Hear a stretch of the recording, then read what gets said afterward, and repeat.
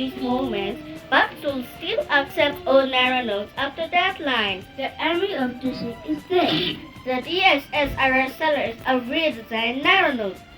INEC staff cut on the tip collecting 1,000 to issue PVC.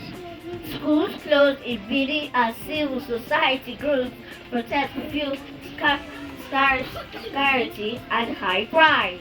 Youth chased down bus car and councillors for the team removal process. Protests rock Lagos over scarcity of new narrow notes. Parents distribute 100,000 naira of notes to each person in Borno Highway. Giorgino leaves Chelsea for Amsterdam now. It's in 17 days to go for the inter-house sport competition. Good morning, director. Good morning, teacher. Good morning, friends.